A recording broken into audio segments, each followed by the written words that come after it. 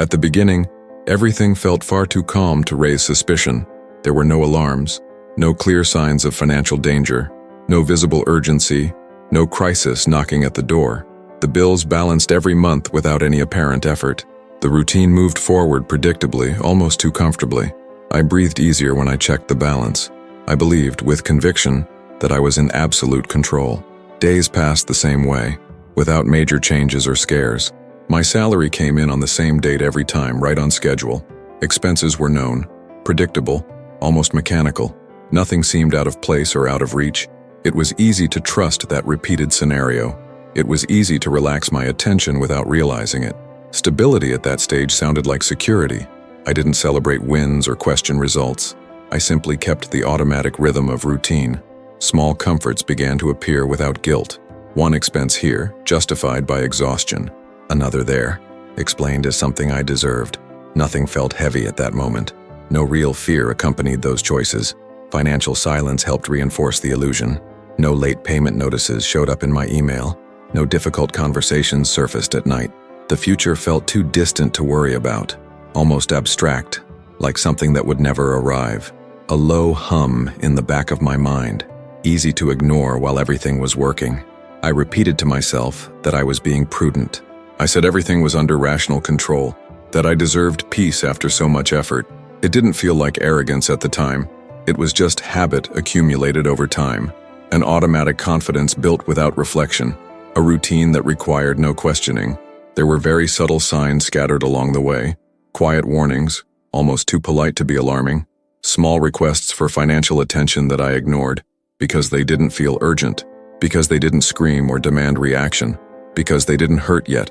They still seemed harmless at that stage. Stability can numb without making a sound. It slows vigilance without warning.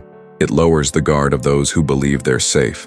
I lowered mine little by little, without noticing the exact moment, without any conscious intention, without hurry, without fear, without defense.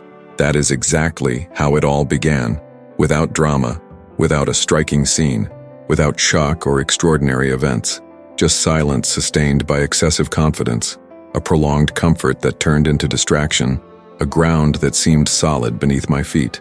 The comfort phase arrived without announcement, not as a reward, but as a permanent state. I woke up without urgency, trusting that everything would work.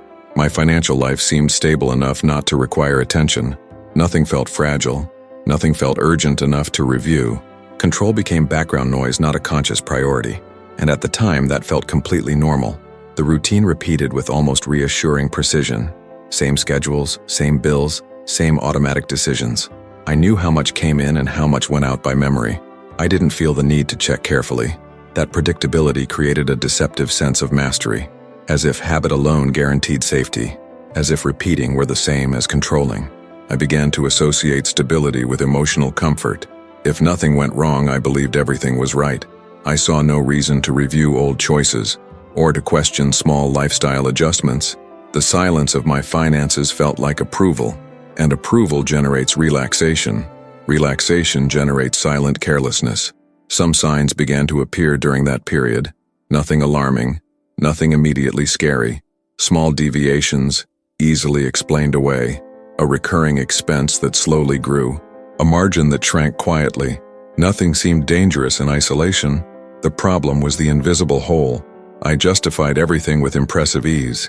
I said it was a phase, that it was adaptation, that my lifestyle was simply evolving naturally.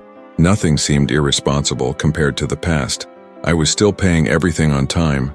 There was still some money left at the end of the month. That was enough to silence any inner doubt.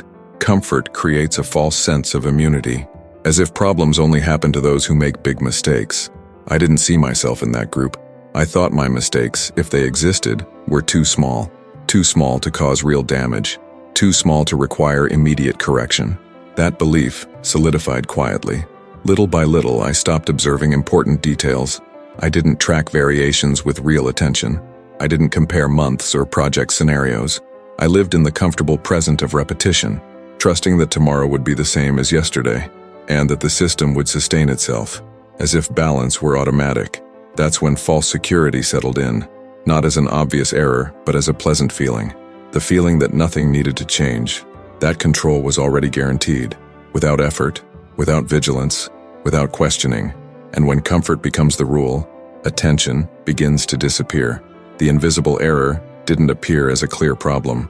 It emerged as a simple choice, almost insignificant, a decision made without deep reflection or detailed calculation, something that seemed too small to cause any real impact. I didn't even call it a mistake. It felt like a temporary adjustment, a practical solution to make routine easier, a new habit that fit easily into daily life. Nothing abrupt, nothing outside the pattern I already lived. It came with convincing justifications, saving time, more comfort, less mental effort. Everything sounded reasonable when framed that way. There was no sense of risk at that moment, just convenience disguised as intelligence.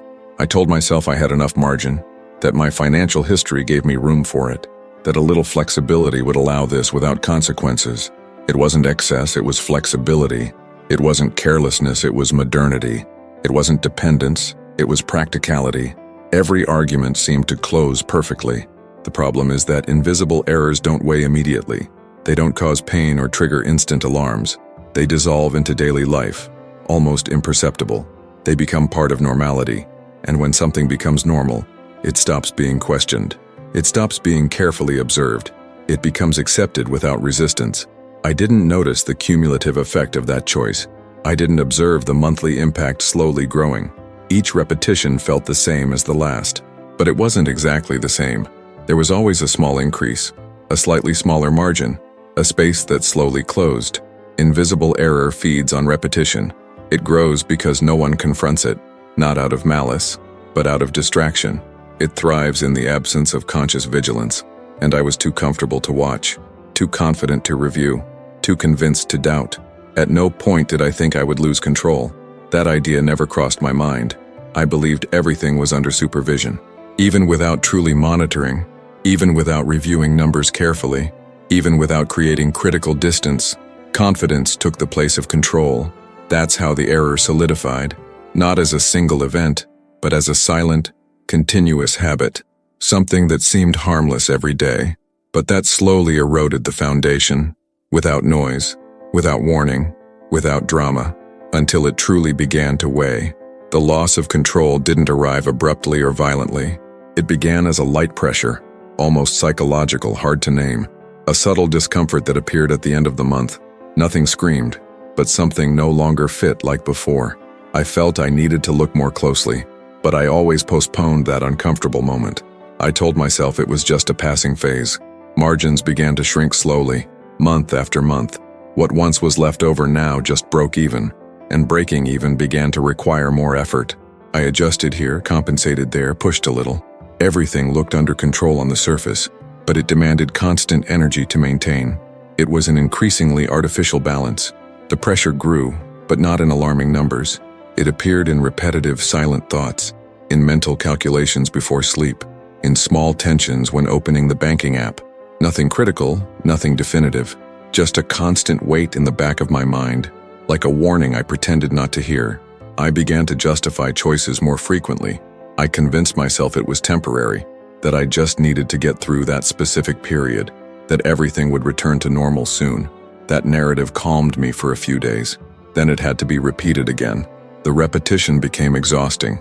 Denial settled in quietly, not as an explicit lie, but as a softening of reality.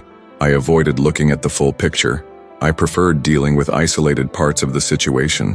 One payment here, another there, without context. That gave me a false sense of management, when, in reality, it was just reaction. Control became effort, no longer peace. What was once automatic now required constant attention, and even then, it didn't fully resolve things. I felt like I was always catching up, never truly ahead of decisions. Anticipation disappeared from my routine. Only the attempt to keep up remained. There were nights when the silence bothered me more, not because of lack of noise, but because of excess thought. I reviewed past decisions without reaching conclusions. I wondered when it had really started, but I couldn't find a clear breaking point, only a sequence of small concessions that were now demanding presence. At that stage, control was already compromised, not completely lost, but clearly fragile, sustained more by emotional effort than by structure. I felt it, even without admitting it. Something was slipping through my hands, and there was no longer a way to ignore it. The collapse didn't come with a major external event. It came as a sequence of consequences too small to attract attention. Nothing that could be pointed to as the exact moment of the fall, just accumulated effects starting to appear together. Financial peace no longer existed. It was replaced by a constant state of internal alert, a silent fatigue that didn't go away. Real consequences began to surface discreetly. Simple decisions started to require more emotional calculation. Every expense had to be thought through twice, not for strategy, but for fear of making another mistake. Freedom of choice shrank without announcement, and that weighed more than the numbers. Emotional control was already shaken. Money stopped being just a neutral tool. It began to carry tension, anxiety, and negative anticipation.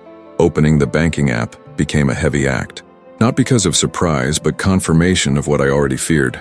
Nothing was officially out of place, but everything felt tighter than it should have. The sense of suffocation grew slowly. The emotional collapse came before the financial one. It came as constant worry, as repeated thoughts that led to no solutions, as restless nights with no apparent reason. The body reacted before the mind accepted it, even without explicit debt at that moment. Fear had already settled in. I began to avoid conversations about money. I changed the subject whenever it came up. I didn't want to explain something I didn't fully understand myself. I felt ashamed to admit the loss of control, even though it wasn't yet visible to others. Shame is anticipatory. It arrives before the external collapse. Financially, everything still seemed functional, but emotionally, it was already compromised. I spent energy just maintaining the appearance of normality. Nothing was left for real planning. It was like holding up a tired structure, still standing, but creaking in silence. Past mistakes began to gain psychological weight, not as learning, but as late regret. I revisited choices without being able to undo them. The past felt more expensive than it should have. Each old decision now carried an emotional cost, and that drained even more clarity, creating a difficult cycle to break. That's when I realized the real gravity, not because of extreme numbers or external pressure, but because of how everything began to affect my internal state. Financial control was fragile, and emotional control was almost non-existent. The collapse had already begun, even if it wasn't public yet.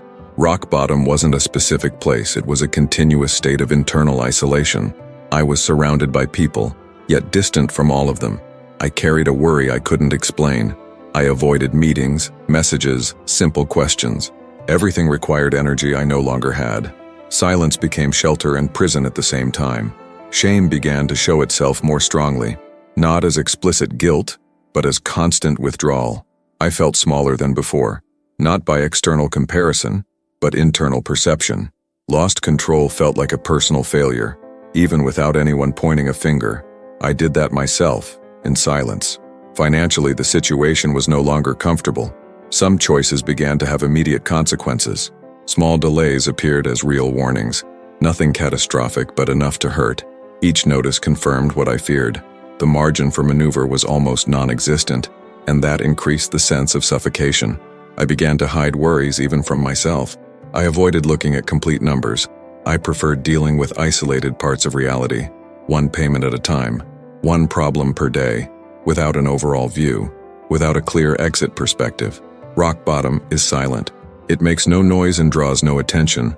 There are no direct witnesses, just you and your repeated thoughts. I asked myself where I had gone wrong, but the answer didn't come easily, because it wasn't a single mistake. There were moments of complete emotional exhaustion, not physical but mental.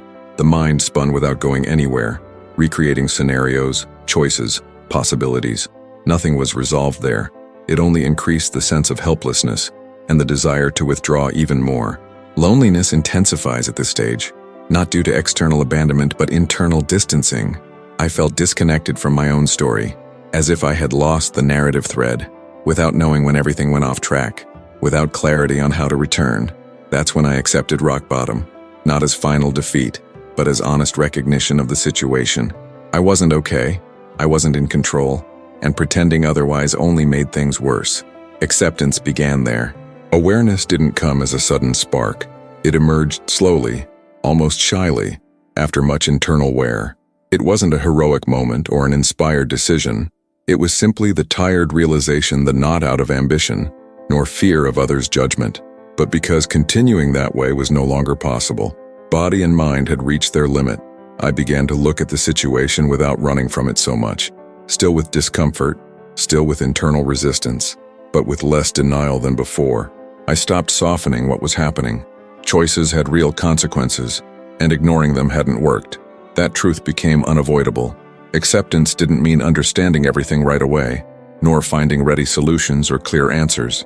It was simply stopping lying to myself, recognizing that I had lost control, not from total incapacity, but from an accumulation of small, careless decisions. With no specific villain to blame, there was a certain relief in that recognition. Not a comfortable relief, but an honest one.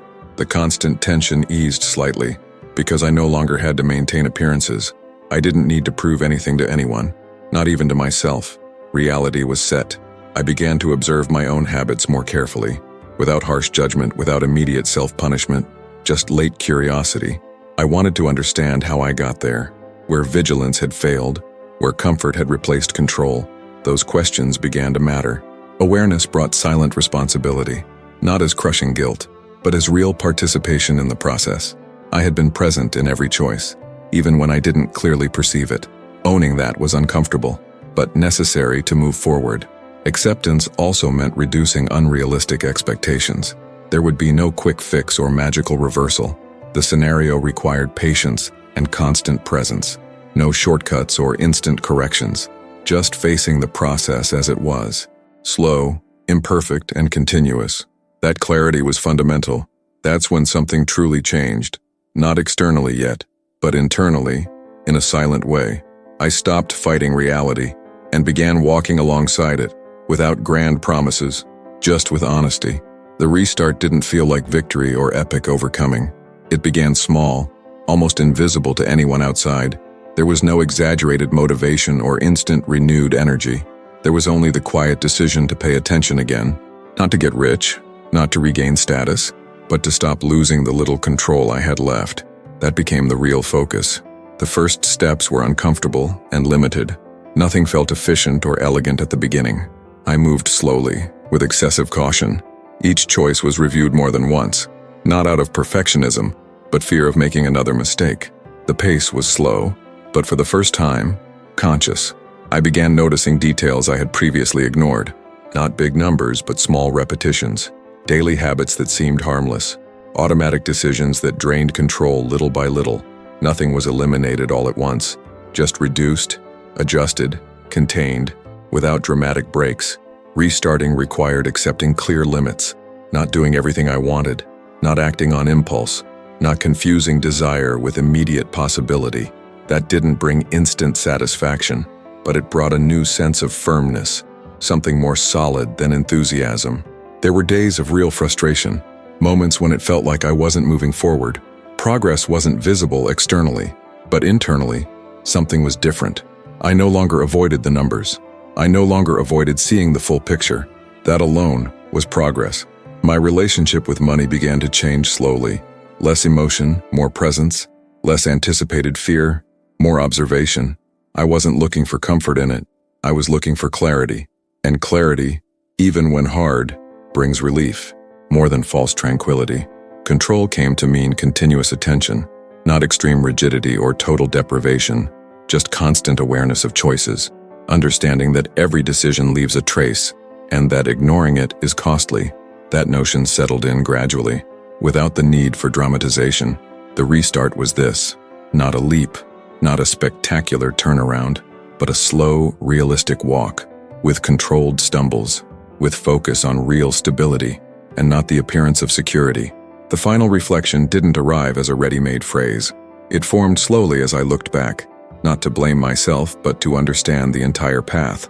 I realized nothing collapsed suddenly. Everything was weakened in silence. Small choices, repeated without attention. That was the real turning point. I understood that stability is not the absence of problems. It is the constant presence of awareness. It is observing even when nothing seems wrong. It is being suspicious of excessive comfort. Because comfort relaxes vigilance, and vigilance sustains control. That relationship became clear to me. I didn't lose control because of lack of money. I lost it because of excessive automatic confidence, by confusing routine with security, by believing the past guaranteed the future. Today I know it doesn't. Each phase demands renewed attention. Nothing sustains itself on its own for long. I also learned that control is not rigidity. It is not living in constant tension. It is knowing where you stand, understanding real limits, accepting continuous adjustments, without drama, without exaggeration, just presence and responsibility. This story is not about bankruptcy, nor about later enrichment. It's about late perception, about how silence can deceive, and how the absence of pain numbs attention. The greatest danger was never the big mistake. It was the small one, repeated and ignored. Today I walk more carefully, not out of extreme fear, but out of respect for the process. I know control requires consistency, and neglect has a real cost. That awareness doesn't weigh me down, it guides me. If anything remains from this experience, it's not a universal rule, nor a direct piece of advice. It's simply a human portrait of someone who trusted too much and learned by observing the consequences. Without shortcuts, without romanticizing, everything was stable until it wasn't, and understanding that changed how I look, not only at money, but at small choices made every day when no one is watching.